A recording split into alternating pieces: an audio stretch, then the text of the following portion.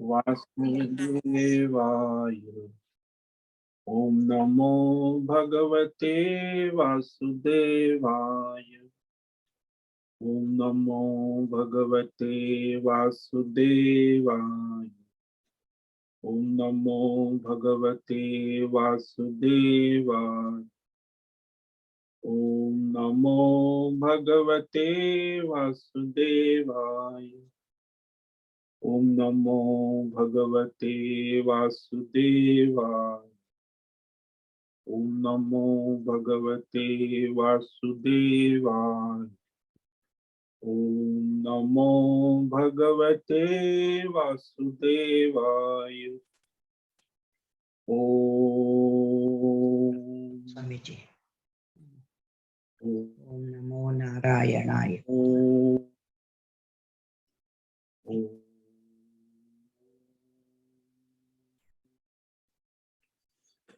ओम श्री परमात्मने नमो नमः। ओम गंगणपतये नमो नमः। ओम सं सरस्वत्यै नमो नमः। ओम गुं गुरुभ्यो नमो नमः। ओम सहनाववतु सहनौ भुनक्तु सह वीर्यं करवावहै तेजस्विनावधीतमस्तु मा विद्विषावहै। ओम शांति शांति शांति। सदाशिवसमारम्भां शंकराचार्यमध्यमाम् अस्मदाचार्यपर्यन्तां वन्दे गुरुपरम्परां। वन्दे गुरुपरम्पराम्। ओम पार्थाय प्रतिबोधितां भगवता नारायणेन स्वयं व्यासेन ग्रथितां पुराणं मध्ये महाभारत अद्वैतामृतवर्षिणीं भगवतीम् अष्टादशाध्यायिनीम् अम्ब त्वामहं सन्दधामि भगवद्गीते भवद्वेषिणि। गीते भवद्वेषिणि। वसुदेवसुतं देवं कंसचाणूरमर्दनं देवकी परमानन्दं कृष्णं वन्दे जगद्गुरुं। कृष्णं वन्दे जगद्गुरुं। नमस्ते परमं ब्रह्म सच्चिदानन्दरूपाय निर्गुणाय नमस्तुभ्यं ओंकाराय नमो नमः। ओंकाराय नमो नमः। सर्वे दुर्गाणि तरन्तु सर्वे भद्राणि पश्यन्तु सर्वे सद्बुद्धिमाप्नोतु सर्वे सर्वत्र नन्दतु सर्वे सर्वत्र नन्दतु। ओम तत्सत्। ओम ओम ओम। आप सभी ऑनलाइन जूम नेटवर्क पर उपस्थित भगवद गीता श्रवण साधकों को आज प्रातः का अभिवादन अभिनंदन अभिवंदन। हरि ओम हरि ओम हरि ओम। हम सबको आज का यह दिव्य दिन तन मन धन जन देश काल विषय वस्तु परिस्थिति के साथ अध्यात्म भौतिक दैविक क्षेत्र सभी को अपने अपने पूर्व में अनंत जन्मों में किए हुए संचित पाप पुण्य धर्म अधर्म मिश्र कर्मों के पके हुए फल स्वरूप वर्तमान में आज अपने अपने प्रारब्ध अनुसार परमेश्वरी योग माया के माध्यम से प्रसाद स्वरूप में प्राप्त हुआ है। अतः आज का यह दिव्य दिन परमार्थ हेतु निष्काम सेवा यज्ञ देव यज्ञ ऋषि यज्ञ पितृ यज्ञ नृ यज्ञ भूत यज्ञ सात्विक दान शारीरिक वाचिक मानसिक तप निष्काम कर्म योग ध्यान योग भक्ति योग ज्ञान योग साधनाएं और स्वाध्याय वेद शास्त्रों का अध्ययन अध्यापन उपासना आराधना के लिए समर्पित करें और कराए। अत्यंत दुर्लभ मनुष्य जीवन की प्रत्येक क्षण परमार्थ हेतु सार्थक करे और कराए। आज विक्रम संवत 2079 माघ मास शुक्ल पक्ष की एकादशी तिथि है। दोपहर 2:01 तक उसके बाद द्वादशी लग जाती, माघी एकादशी, इसका भी महिमा है। और आज मार्गशीर्ष नक्षत्र है, जो कल सुबह 5:22 तक, उसके बाद आर्द्रा नक्षत्र लग जाता है। आज है बुधवार और यहाँ हेमंत ऋतु चल रही है। रात्रि का न्यूनतम तापमान 7 डिग्री और दिन का अधिकतम तापमान 24 डिग्री रहा। वायु की गति 5 से 10 किलोमीटर प्रति घंटा चल रही है। ईस्वी सन 2023 1 फरवरी का पहला दिन और 2023 अंग्रेजी महीना सुबह के 7 बजने वाले 1 फरवरी 2023। कलयुग का प्रथम चरण 5247वां वर्ष 7वां वर्ष श्वेत वराह कल ब्रह्मा जी का 26वां दिन और 51वां वर्ष चल रहा है। ऐसे अनंत कोटि ब्रह्मा और ब्रह्मांडीय परमेश्वर योग ऐश्वर्य माया के अंतर्गत ये हमारा एक ब्रह्मांड, इस ब्रह्मांड में पृथ्वी लोक में समुद्र के ऊपर जम्बू द्वीप और जम्बू द्वीप में विश्व का एकमात्र वैदिक राष्ट्र भारत, उत्तर हिमालय प्रांत, उत्तराखंड राज्य, टिहरी जिला, हिमालयन शिवालिक पर्वतमाला के अंतर्गत मणिकूट पर्वत के ऊपर नीलकंठ महादेव के सामने ऋषिकेश नगरी में मुनि की रेती शीशम जाड़ी अवधूत बाड़ा आश्रम के सी ब्लॉक के 5 नंबर कमरे से गंगा किनारे से हम स्वामी उत्तमानंद सरस्वती भगवत गीता के आचार्य शिष्य स्वामी चिन्मयानंद सरस्वती महाराज चिन्मय मिशन कैलाद्वैत वेदव्यास भगवतपाद शंकराचार्य की श्रृंगेरी संन्यास परंपरा से शिक्षित दीक्षित वैदिक भारतीय हिंदू धर्म अनुसार संपूर्ण भगवद गीता ज्ञान यज्ञ ऑनलाइन जूम नेटवर्क पर चैतन्यमय जीवंत लाइव प्रसारण के अंतर्गत व्याख्यान माला में अध्याय 18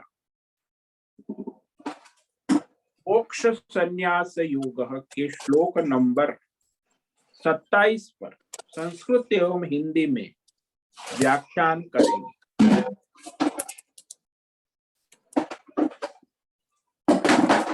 दिव्य पवित्र सरल व्यावहारिक सटीक पूर्ण वर्ण अक्षर पद वाक्य पंक्ति श्लोक अध्यायों की संगति संधि अन्वय शब्दार्थ वाक्यार्थ भावार्थ के यथार्थ तात्पर्य सहित वैदिक शास्त्र वेद व्यास साहित्य शांकर भाष्य एवं परंपरागत अष्ट सन्यासी आचार्यों की टीका टिप्पणी सहित। अरे दिनेश पटेल, आपका ये ऑडियो बंद करो। दिनेश पटेल, ऑडियो बंद करो। दिनेश पटेल,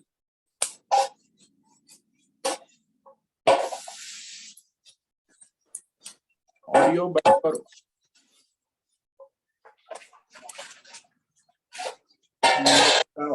डिस्टर्बेंस आ रहा है दिनेश पटेल का। दिनेश पटेल, ऑडियो बंद करो।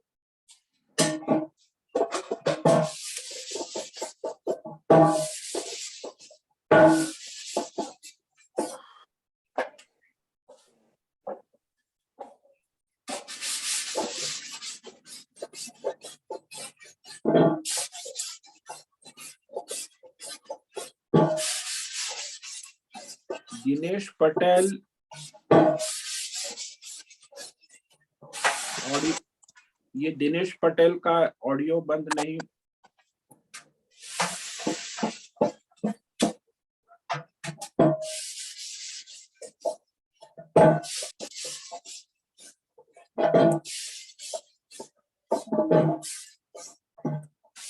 अश्विनी नहीं,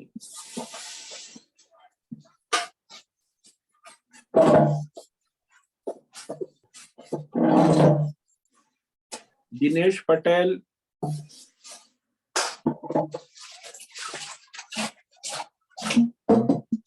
ये दिनेश पटेल ऑडियो बंद करो।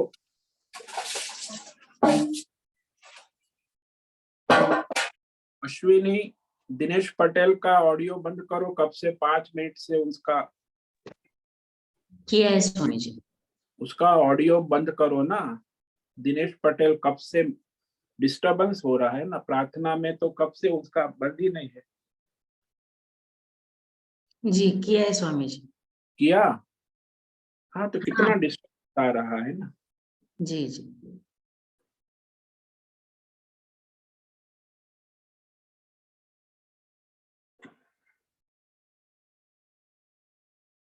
तो यह व्याख्यान माला में पद, वाक्य, पंक्ति, श्लोक, अध्यायों की संगति, संधि, अन्वय, शब्दार्थ, वाक्यार्थ, भावार्थ, रहस्यार्थ के सहित यथार्थ तात्पर्य से वैदिक शास्त्र, वेद व्यास साहित्य, शंकर भाष्य एवं परंपरागत अष्ट सन्यासी आचार्यों की टीका टिप्पणी सहित आज का यह व्याख्यान करेंगे। कृपया आप सभी श्रद्धा भक्ति ध्यान से परिपूर्ण होकर यह दिव्य श्रवण साधना करें और कराएं। अपने अपने आध्यात्मिक, भौतिक अशांति, द्वंद्व, मोह, विक्षेपों से रहित होकर शरीर, इंद्रिय, प्राण, मन, वचन, कर्म से एक रूप एकाग्र होकर शुद्ध, सात्विक, सूक्ष्म वैदिक शास्त्र अनुसार परंपरागत शुद्ध विवेक बुद्धि करें। पुनः पुनः इस व्याख्यान का श्रवण करे, मनन करे, चिंतन करे, अभ्यास करे, चर्चा विचारणा, प्रचार प्रसार करे, लिंक भेजे, ग्रुप में शेयर करे, अपना और सबका परम कल्याण करे और कराए। ओम तत्सत। ओम ओम ओम।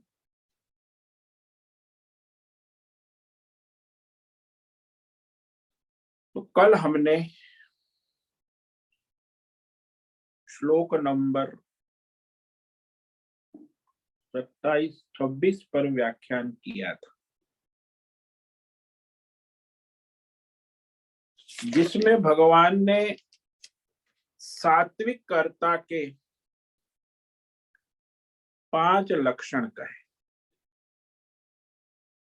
कि सात्विक कर्ता कैसा होता है। विभीषण जैसा, जो केवल वेद शास्त्र परंपरा अनुसार ईश्वर आज्ञा समझकर लोक हितार्थ अपने सारे कर्तव्य कर्म सात्विक भाव से करता है, तो उसको फल की आसक्ति, आकांक्षा, तृष्णा नहीं, मुक्त संग, फलाकांक्षा से रहित, अनहमवादी और जो अहंकार के वचन नहीं बोलता, द्रुति उत्साह से युक्त है और सफलता, निष्फलता, सिद्धि असिद्धि में विचलित नहीं होता, मतलब हर्ष शोक विकार से रहित, निर्विकार का, यानी अपने कर्तव्य अच्छी तरह करता है ईश्वर समर्पित भाव से शास्त्र के अनुसार, तो वैसा कर्ता जो है उसे सात्विक कर्ता कहा गया।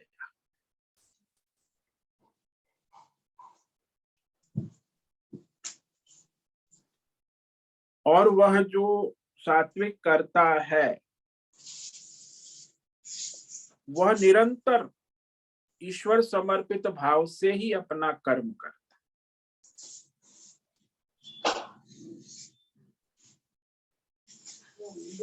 और निरंतर भगवत भाव में रहता है।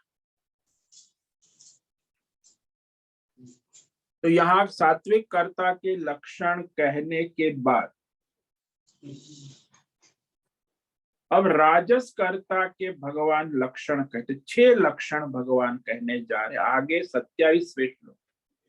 ये सारे लक्षण राजसी कर्ता में दिखाई देते।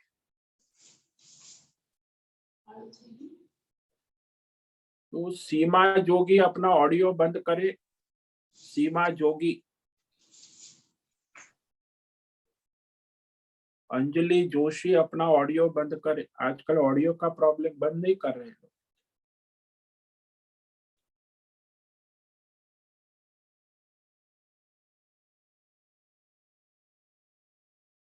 तो वह राजस कर्ता के लक्षण भगवान कह रहे, जो सकाम कर्म कर, कामना वाला है, फल की इच्छा वाला। जैसे रावण बिना कामना के अपनी पलक ऊपर नीचे भी नहीं करेगा, कुछ नहीं, कामना फल चाहिए, सकाम। और बड़ा आसक्त होता है, फलासक्त। तो उस राजसी कर्ता के भगवान लक्षण कह रहे हैं। श्लोक नंबर 27। रागे कर्म फल प्रेप्सु लुब्धो हिंसात्मको शुचे हर्ष शोकान्वित कर्ता राजस परिकीर्तितः। राजसी कर्ता के भगवान 6 लक्षण कह रहे हैं। रागी, फलासक्त, अत्यंत आसक्त होता है। 6 प्रकार की आसक्ति, कर्मासक्ति, फलासक्ति, कर्तृत्व आसक्ति, भोक्तृत्व आसक्ति, अभोक्तृत्व आसक्ति, अकर्तृत्व आसक्ति। आसक्ति से युक्त है, अनुरागवान, बहुत ही आसक्त होते, परिवार में, पैसे में, पद में, प्रतिष्ठान में, मकान में, दुकान में, संसार के प्रत्येक आध्यात्मिक, भौतिक, दैवी विषयों में अत्यंत आसक्त। कर्म फल को चाहने वाला, 10 प्रकार के कर्मों के फल उसे चाहिए। इंद्रिय भोग की लालसा बहुत है, कामना है, तो कर्म फल प्रेप्सु, भाई फल की अभिलाषा, आकांक्षा, इच्छा,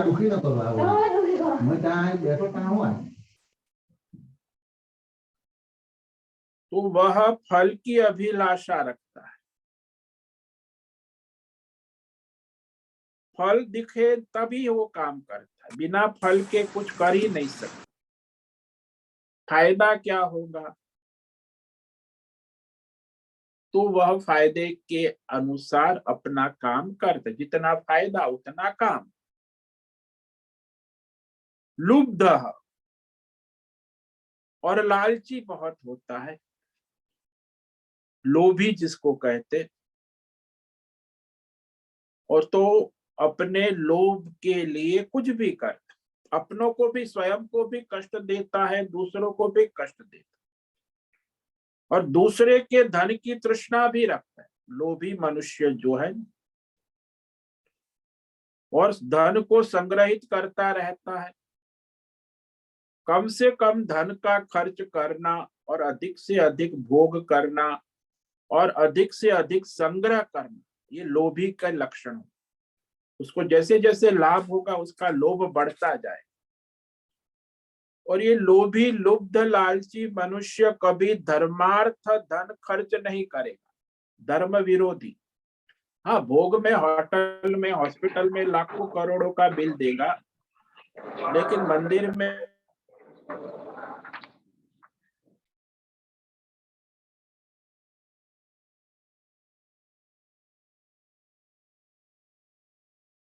स्वामी जी आपका म्यूट हो गया गलती से।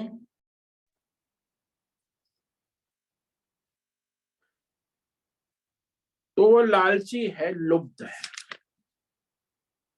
और हिंसात्मक, दूसरे प्राणियों को कष्ट पीड़ा देने में उसे बड़ा मजा है। मांसाहारी लोग होते हैं, काटते हैं मुर्गा, बकरी, गाय, पक्षी, प्राणी। मन वचन कर्म से वाणी में भी हिंसा होती है, कर्म में भी हिंसा, और उनकी सोच भी हिंसात्मक होती, जिसको कहते ना निर्दय, मन वचन कर्म से हिंसात्मक होते। और ये राजसी कर्म करने वाले असुचि यानी अपवित्र, अनैतिक, अनाचार, दुराचार करने वाले, जो बेईमानी उनका धंधा होता है, अपवित्र यानी दुराचारी, ठगी करना, बराचार करना, और हर्ष शोकान्विता, छठा लक्षण भगवान कह रहे कि उसे कुछ लाभ हो गया तो बड़ा हर्षित होके नाचने लगेगा, और कुछ हानि हो गई तो बड़ा शोक, टेंशन, तनाव में आ जाए। तो निरंतर क्षण क्षण हर्ष शोक, सुबह से शाम उसे द्वंद्व में ही लिप्त, लिप्त कहा भगवान, आन्वित, द्वंद्व में ढका हुआ रहता है। सुख आया तो कूदने लगता है, दुख आया तो मूड ऑफ हो जाता है। तो इस तरह वह द्वंद्व में नाचता रहता, उसमें लिप्त रहता है। तो ऐसा राजस कर्ता शास्त्रों में, ऋषि मुनि परंपरा से आचार्यों ने इसे राजस कर्ता कहा है। और राजस कर्ता दूसरों के हित की परवाह नहीं करता, अपने स्वार्थ में ही डूबा रहता, दूसरों के हित अहित से उसे कोई मतलब ही नहीं। तो ऐसा राजसी कर्ता जो है, उसके बारे में भगवान ने ये 6 लक्षण कहे। और वो राजसी करता है, फल चाहने वाला है, और उसकी कामनाएं कितनी है? बोले अनंत कामना, भौतिक कामना, आध्यात्मिक कामना, ये चाहिए, वो चाहिए, ऐसा चाहिए, कामनाओं का तो अंबार उसके मन में भरा रहता है। सब प्रकार की भौतिक कामनाएं, आध्यात्मिक कामनाएं, दैवी कामनाएं, उसकी कामनाएं नई नई बनती जाती, ऑलरेडी बहुत सारी होती है अनंत, और भी नई नई कामनाएं बनी रहती, और उसमें वो आसक्त होता है, रागी। तो उसे प्रवृत्त कौन करेगा? वही कामनाएं उसकी जो है भौतिक, आध्यात्मिक, दैवी वासनाएं है, वही उससे कर्म में प्रवृत्त करने वाली। उसकी कामना वासना कहीं पूरी होती है तो बड़ा उत्साह से कर्म करेगा, धैर्य, उत्साह। कर्म भी बड़ा सावधानी, इंटेलिजेंट होता है, रजोगुणी भी, क्योंकि उसकी कामनाएं पूरी होने वाली है, तो कामना पूरी करने के लिए बड़े उत्साह से। लेकिन उसको प्रवृत्त करने वाली उसकी कामनाएं, वासनाएं होती, वो वेद शास्त्र, परंपरा, आचार्य, दूसरों का हित भला, उससे उसे कोई मतलब। अपना स्वार्थ, अपनी कामना, अपनी वासना से प्रेरित होकर वह करता है। अब इसमें आपको दृष्टांत क्या दे? आप देखो आसपास, आपके अंदर, आपके आसपास ऐसे लोग ही रहते ज्यादातर।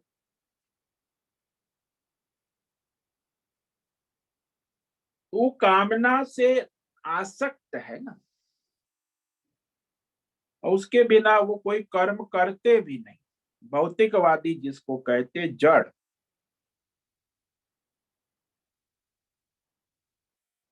और संसार में ज्यादातर जो है भोगों की कामना से वो व्याकुल रहते, अरे ये नहीं है, ये तो है, ये नहीं है, साइकिल है तो स्कूटर नहीं है, स्कूटर है तो मोटर नहीं है, घर है तो बंगला नहीं है, बंगला है तो आलीशान बंगला नहीं है।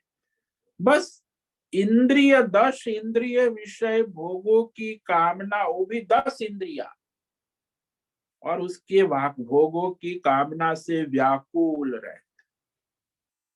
रागी बहुत आसक्त होते हैं, परिवार में, पैसे में, पद में, प्रतिष्ठान में, मकान में, दुकान में। तो अपनी सुरक्षा करते हैं, अपनी और अपनी वस्तु की सुरक्षा बड़ी लेकिन दूसरों की वस्तु का हरण करते हैं, दूसरों का तिरस्कार करते हैं, तो ऐसे वह रागी होते। फिर भगवान ने कहा फल प्रेप्सु, कर्म फल प्रेप्सु, यानी कर्म फलों की अभिलाषा, आकांक्षा, इच्छा, और उसे कर्म फल की इच्छा दृढ़ होती है,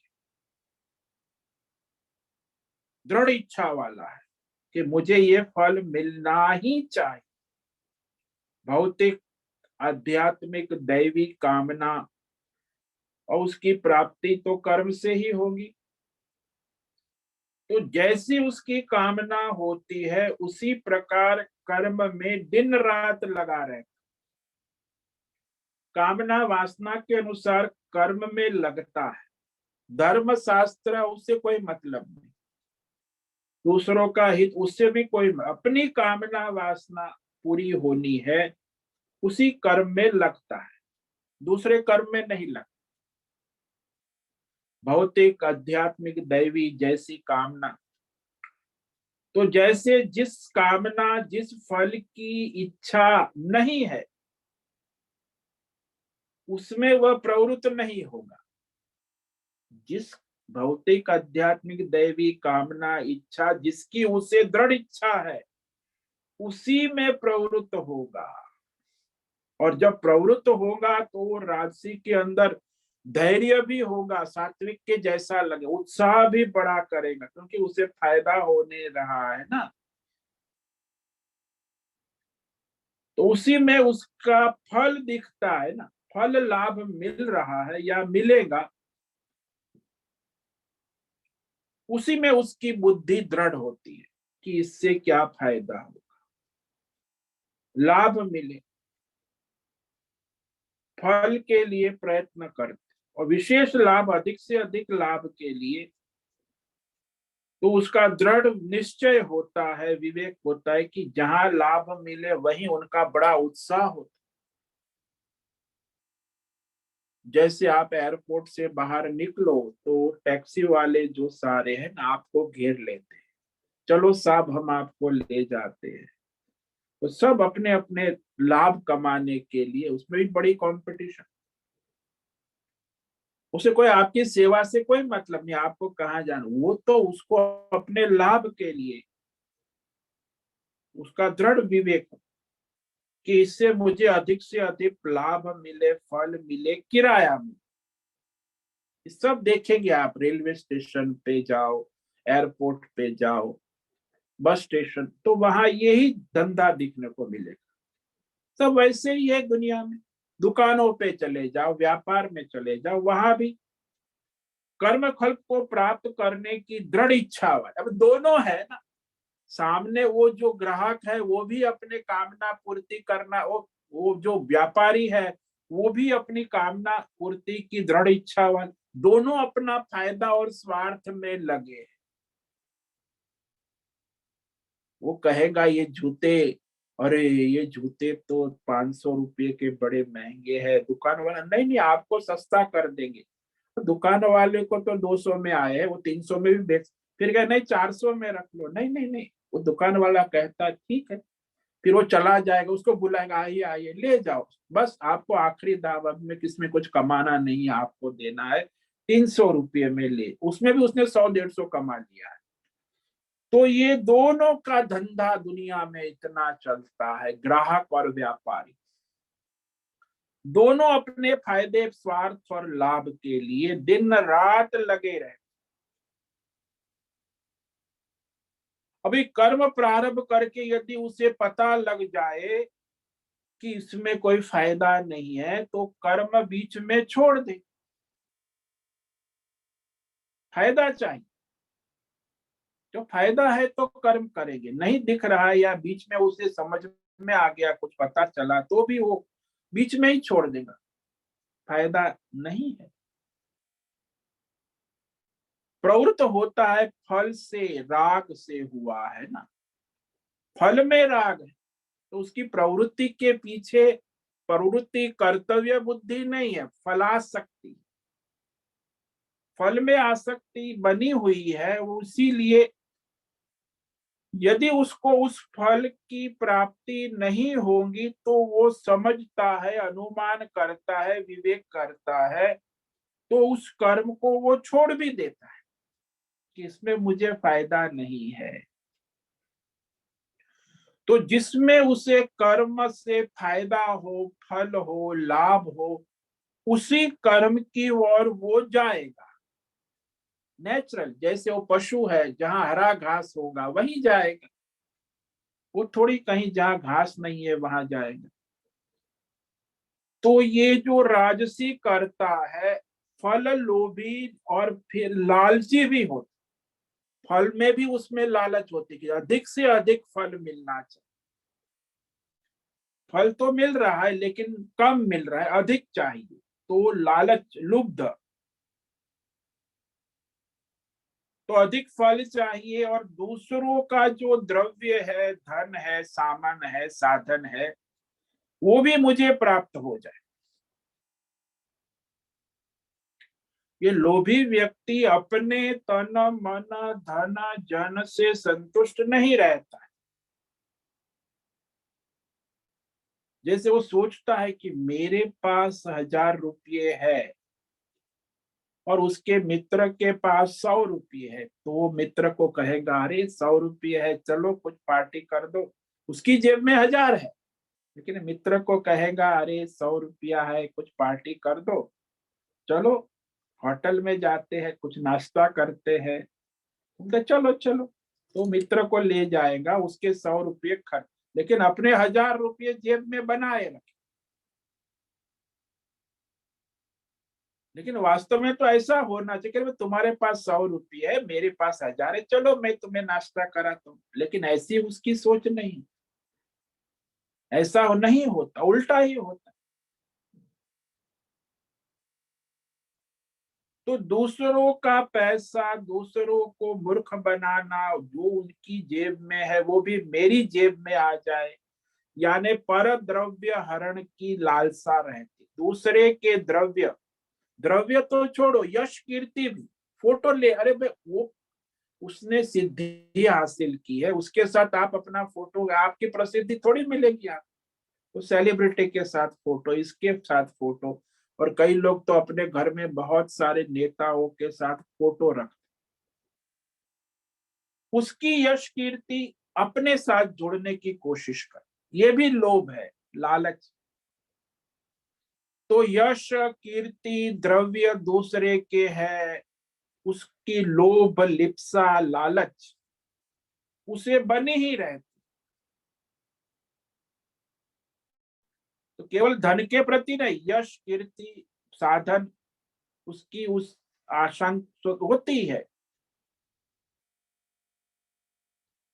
जैसे दूसरे का घर मकान बंगला सुंदर देखकर सोचता है कि अपना मकान भी ऐसा सुंदर हो जाए तो, या उसका मकान मुझे मिल जाए तो। दूसरे का पति पत्नी सुंदर देखकर सोचता है मन में, अरे मेरी पत्नी भी ऐसी सुंदर मिली होती तो क्या होता। दूसरे का पुत्र बड़ा यशस्वी हो रहा है तो वो सोचेगा मेरा पुत्र भी इसके जैसा यशस्वी होना था। केवल धन की बात नहीं, हर पहलू में उसको लालच होती है, लोभ होता है। तो दूसरों की चीजें देखकर उसे जलन भी होती है, ईर्ष्या भी होती है, साथ उसको चाहता भी है कि मौका मिले तो वो हड़प कर ले दूसरों का। राम राम जपना, पराया माल अपना।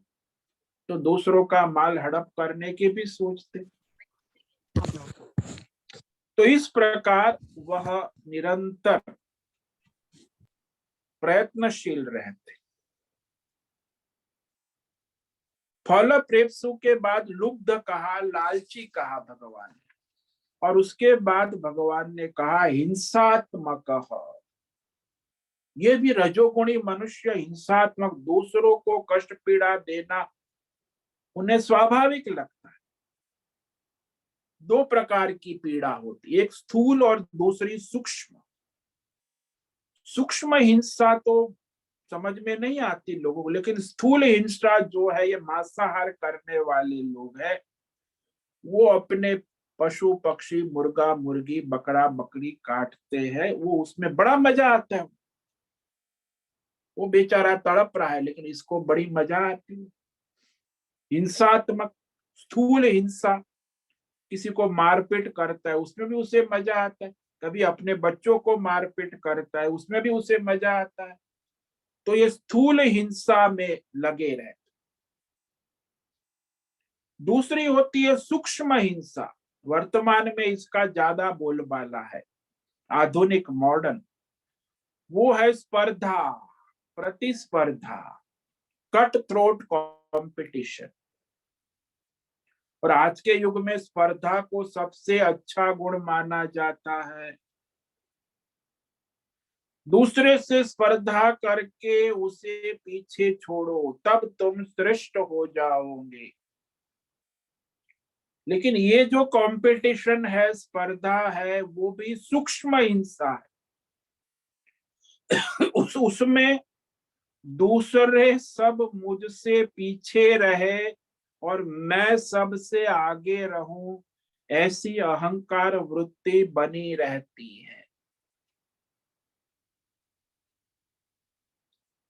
और वो अहंकार को पुष्ट करता, अहम वृत्ति। यानी दूसरे सब मेरे से दब जाए, पीछे रहे, कोई मुझसे आगे ना बढ़े, उसके लिए वो सब कुछ करते। शाम दाम दंड भेद, अनेक प्रकार की नीति राजनीति। इसमें तो आजकल बड़ी बड़ी राजनीति चलती है, घर में भी चलती है, स्कूल में विद्यार्थी लोग भी बड़ी राजनीति करते, स्पर्धा। और फिर बहुत सारे अपने अपने प्रयास करते रहते। तो ये सारी हिंसा है, वो रजोगुणी मनुष्य करता रहता है। और फिर कहा, हिंसात्मक तो स्वभाव उसका है ही, ईर्ष्यालु है। और फिर असुचि, यानी अपवित्र, दुर्गुणी जिसको कहते, स्वार्थी। स्वार्थी कभी पवित्र नहीं होता। अनैतिक, अनाचार, अधर्म, बेईमानी, तो वह मन वचन कर्म से अपवित्र होता है। अपवित्र उसी को कहते जो वेद शास्त्र परंपरा को छोड़कर मनमानी आचरण करता है, दुराचारी। तो दुराचारी अपने काम क्रोध लोभ मोह के वश में राग द्वेष से प्रवृत्त होता है, रजोगुणी है ना। तो उसके मन में राग द्वेष काम क्रोध लोभ, और उसको वो अच्छा लगता है कि ये आना चाहिए। मन बुद्धि में राग द्वेष काम क्रोध सदा भरे रहते हैं। तो भीतर तो गंदगी है, काम क्रोध लोभ, लेकिन बाहर तो बड़ा etiquette, suit boot pant coat, बड़ी गाड़ी, बड़ा दिखावा करता है, तो बाहर से शुद्ध दिखता है। भौतिक शुद्धता से क्या होना है? वस्तुतः वो बाहर का दिखावा है, भीतर तो काम क्रोध लोभ मोह राग द्वेष पड़े हैं। तो बाहर से बड़ा दिखावा राजसी करता है ना, लेकिन सात्विक कर्ता में ऐसा नहीं होता, वह निर्विकार होता है। लेकिन राजसी कर्ता तो क्षण क्षण में, सुबह से शाम, कितनी बार जब उसकी कामना पूरी होती है तो हर्षित हो जाता है। कामना के अनुसार काम बन गया तो बड़ा प्रसन्न मूड में आ जाता है, और कामना के अनुसार नहीं हुआ तो उसका मूड ऑफ हो जाता है, यानी चेहरा मुरझा जाता है। वो निरंतर सुबह से शाम वो हमेशा द्वंद्व में ही रहते, सुखी दुखी, लाभ हानि, जय पराजय, मान अपमान, सुबह से शाम नॉन स्टॉप द्वंद्व में ही रहता है। तो कभी प्रसन्न है, कभी उस खेद है, कभी सुखी है, कभी दुखी है। तो उसके जीवन में सुबह से शाम कुछ न कुछ होता ही रहता।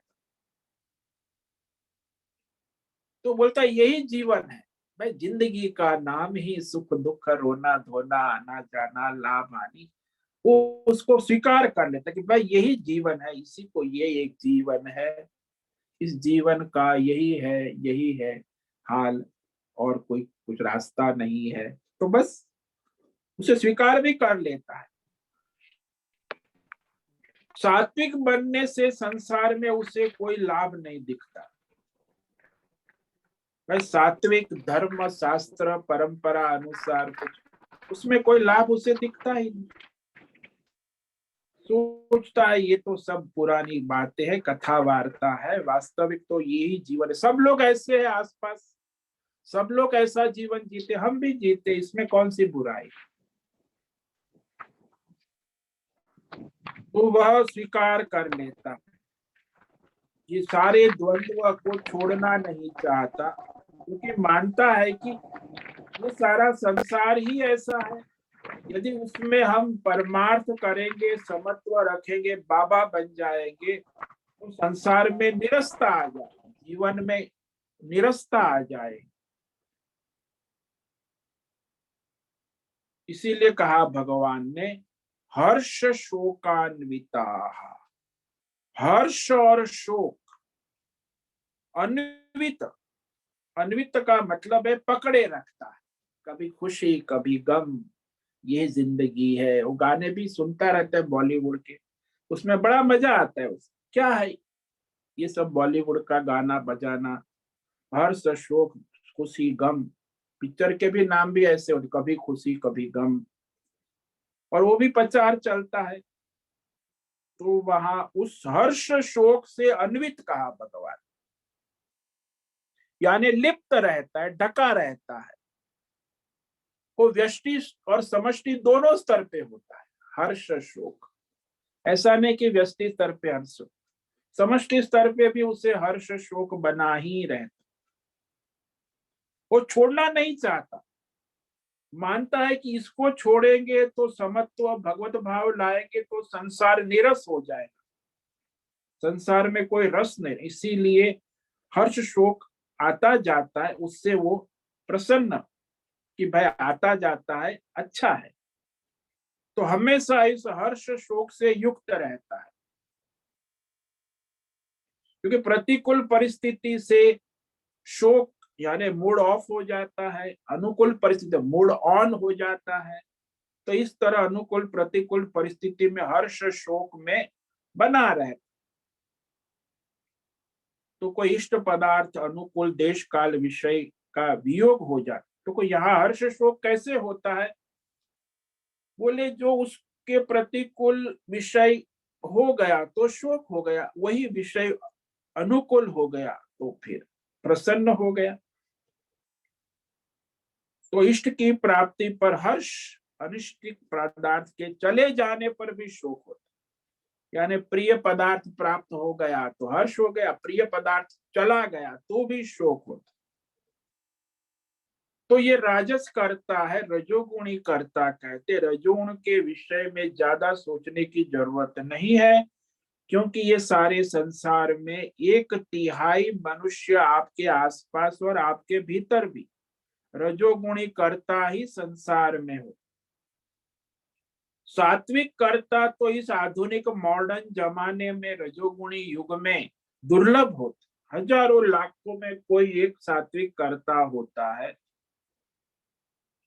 यह भी लोगों को स्वीकार नहीं होता कि अरे ये सात्विक कर्ता, ये धर्मात्मा, ये सब बातें आज ढकोसला है, आज के जमाने में मॉडर्न एडवांस जमाना है। कहते सात्विकता केवल कहने सुनने की धार्मिक कथा वार्ताएं है। विभीषण सात्विक था, रावण राजसी था, कुंभकर्ण, ये सब कथा वार्ता है, इसमें कोई प्रैक्टिकल इस जमाने में नहीं। हम लोग तो प्रैक्टिकल है ना। तो राजसी बड़ा प्रैक्टिकल होता है, व्यवहारिक, जमाने के साथ चलते हैं ना। तो वो सात्विक कर्ता होता ही नहीं। वो कहते सात्विक कर्ता यदि दुनिया में कोई होता है, जो भगवान ने कहा ये कथा में कहा जा रहा है वो काल्पनिक है, वास्तविक नहीं। वास्तविक तो हम जो कर रहे हैं वही वास्तविक, और सब कर रहे हैं। मेरे आसपास सारी दुनिया में सब यही चल रहा है। परंतु भगवान कह रहे हैं कि राजस कर्ता जो है वो दुर्गति का साधन है, अनिष्टकारी है, बंधनकारी है, और वो जीव के कल्याण का मार्ग नहीं है। इसीलिए मनुष्य को, राजसी मनुष्य को सात्विक कर्ता बनने का निरंतर साधन, तप, साधना करना आवश्यक, वही उसके लिए कल्याणकारी। तो इस तरह भगवान ने कहा। और भगवान ने सात्विक राजस कर्ता बताने के बाद अब तामस कर्ता का लक्षण बताया। तामस कर्ता तो आज दुनिया में 2/3 है और राजस कर्ता 1/3 है। तो सात्विक कर्ता तो मिलना भी मुश्किल है। दिया लेके निकले तो भी सात्विक कर्ता हजारों लाखों करोड़ों में कोई एक होता है। इसीलिए समाज में इसी को मानते हैं, राजसी और तामसी कर्ता। तो तामसी कर्ता के जो है 8 लक्षण भगवान कहेंगे। उस तामसी कर्ता को आज पढ़ते, इस पर व्याख्यान कल करेंगे। अयुक्त प्राकृत स्तब्ध शठो नैष्कृतिको लसः विषादे दीर्घ सूत्री च कर्ता तामस उच्यते। जो तामस करता है वो अयुक्त होता है। अयुक्त यानी कोई शास्त्र, परंपरा, धर्म, कर्म को नहीं मानता, उसे अयुक्त कहते, अविवेकी। प्राकृत, प्रकृत पशुवत आचरण करता है, असंस्कारी, असंस्कृत, अशिक्षित, प्राकृत। स्तब्ध, और बड़ा दुराग्रही होता है, घमंडी। विनय शून्य, स्तब्ध। और शठ, धूर्त, बेईमान, छलिया, कपटी। नैष्कृतिक, दूसरों की जीविका का नाश करना, बिना कारण दूसरों को कष्ट देना, लोगों से तकरार झगड़ा करते रहता, सबका तिरस्कार करता है। निष्कृतिक, विषादी, और हमेशा तनाव, टेंशन, शोक। अलस, आलसी, अपना कर्तव्य नहीं करता, दूसरों पर जीता है, पराधीन, आलसी जीवन। और दीर्घ सूत्री, कर्तव्य करनेता नहीं है, जो नहीं करना है वो करता, यानी अपने कर्तव्य को छोड़कर दूसरा करने लगे। बाद में करेंगे, अभी कहाँ है। आज करे सो काल कर, काल करे सो परसों। अब तो जीना है बरसों। तो अपना कर्तव्य विमुख जिसको कहते, दीर्घ सूत्र, जो थोड़े समय में होना है वो कई वर्षों तक नहीं कर। तो इस तरह अपने कामों को पीछे धकेलने का काम, कर्तव्य न करना, निर्णयों को मौकूफ करना, अनिर्णायक जीवन जो जीता है, दीर्घ सूत्र, इसे तामस कर्ता कहा गया। इस पर हम कल व्याख्यान करेंगे। तो आज जो भगवान ने राजसी कर्ता के 6 लक्षण कहे, जो सकाम है, कामना वाला है, वही राजसी कर्ता है। रागे कर्म फल प्रेप्सु लुब्धो हिंसात्मको शुचेः हर्ष शोकान्वित कर्ता राजसं परिकीर्तितः। तो राजसी कर्ता कामना और फल में आसक्त, फल प्रेप्सु, कर्मों के फल की आकांक्षा, अभिलाषा दृढ़ होती कि ये फायदा हो तो ही मैं काम करूं, बिना फायदे वो उंगली भी नहीं हिलाता, हाथ भी नहीं हिलाता। लुब्ध, और लोभी, लालची,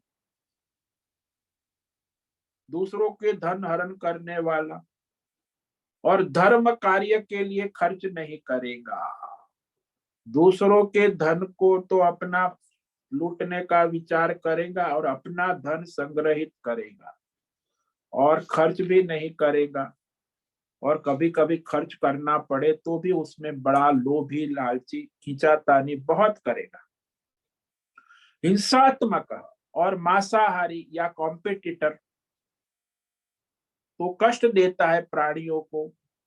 सूक्ष्म हिंसा है कंपटीशन, स्पर्धा, और स्थूल हिंसा जो मांसाहारी लोग करते, असूचि और अपवित्र, स्वार्थी जिसको कहते, अनैतिक अनाचार में लगा हुआ, और ये जो हर्ष शोकान्विता, कभी खुशी कभी गम, उसमें लिप्त रहता है। ये सारे जो व्यापारी आजकल जो कॉर्पोरेट वर्ल्ड है, ये राजनेता, सब इसी धंधा करते, उसी में लगे हैं। सारा समाज, राष्ट्र, व्यष्टि, समष्टि, वो सारे राजसकर्ता कहे गए हैं। ओम नमो नारायणाय, ओम नमो नारायणाय, ओम नमो नारायणाय, ओम नमो नारायणाय, ओम नमो नारायणाय। कायेन वाचा मनसेन्द्रियैर्वा बुद्ध्यात्मना वा प्रकृते स्वभावा करोमि यद्यत् सकलं परस्मै नारायणायेति समर्पयामि, नारायणायेति समर्पयामि। ओम सर्वे भवन्तु सुखिनः, सर्वे सन्तु निरामयाः, सर्वे भद्राणि पश्यन्तु, मा कश्चित् दुःखमाप्नुयात्, अस्तु मा सद्गमय, तमसो मा ज्योतिर्गमय, मृत्युर्मामृतंगमय। ओम पूर्णमद पूर्णमिदं पूर्णात् पूर्णमुदच्यते पूर्णस्य पूर्णमादाय पूर्णमेवावशिष्यते। ओम शांति शांति शांति। शंकरं शंकराचार्यं केशवं बादरायणं सूत्र भाष्य कृतौ वंदे भगवन्तौ पुनः पुनः। ईश्वरो गुरुरात्मेति मूर्तिभेद विभागि व्योमवद्व्याप्त देहाय दक्षिणामूर्तये नमो। ओम गुरुभ्यो नमो नमः। ओम तत्सत् ब्रह्मार्पणमस्तु। ओम ओम ओम।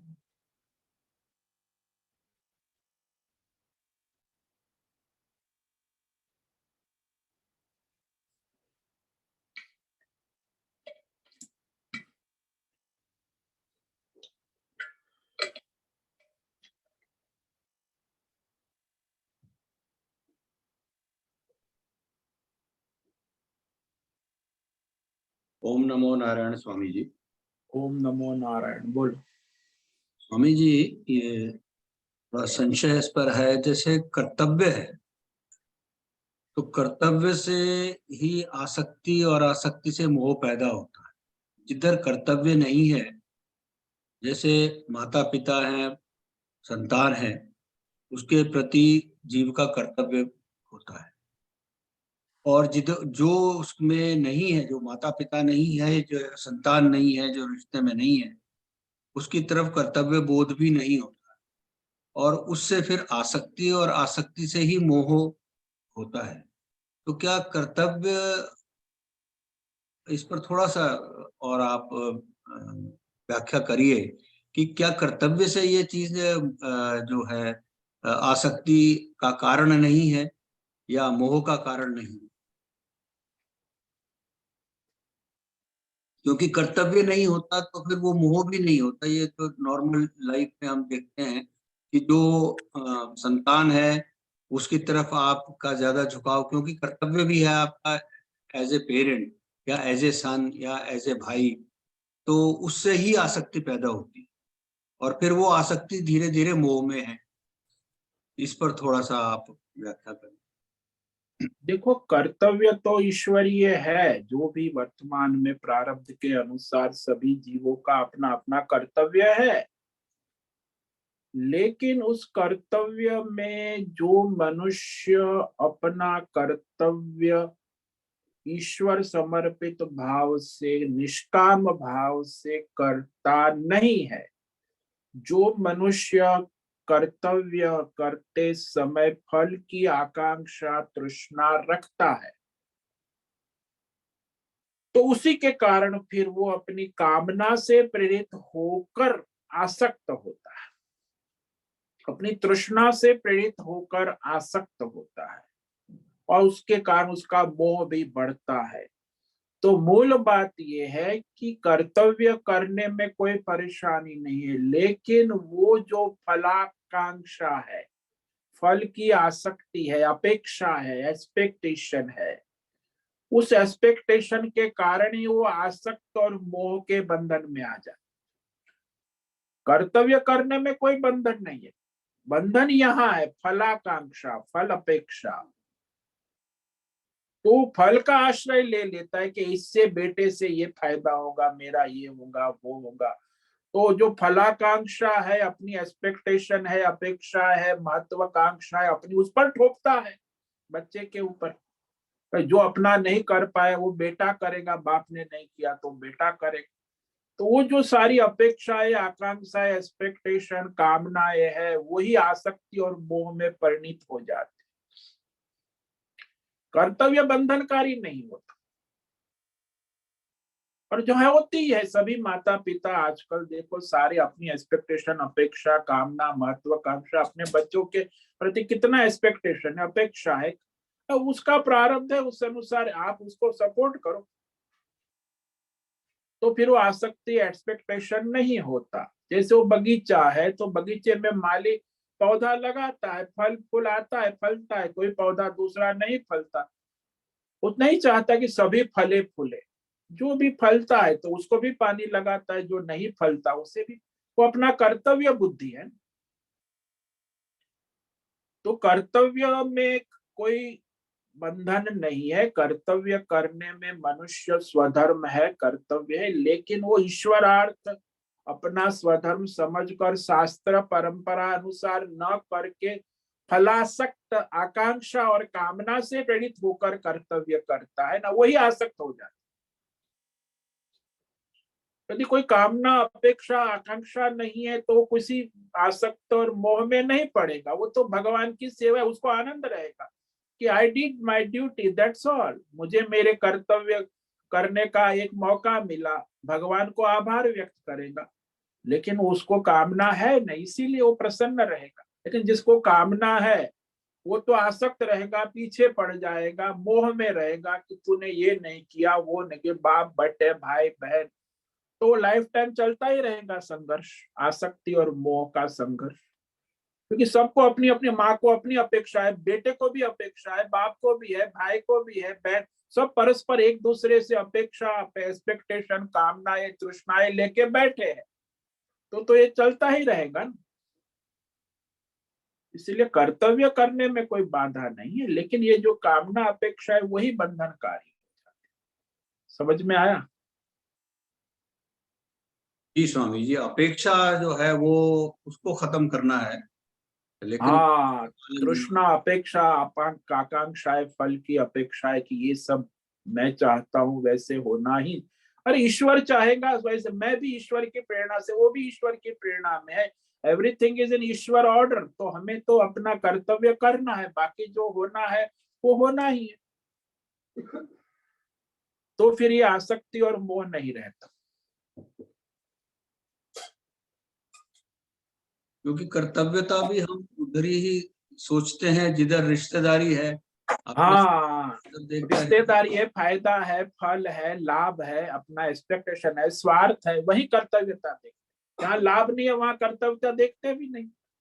करते हो तो सब जगह व्यष्टि समझती, तो फिर वह बंधनकारी हो जाता।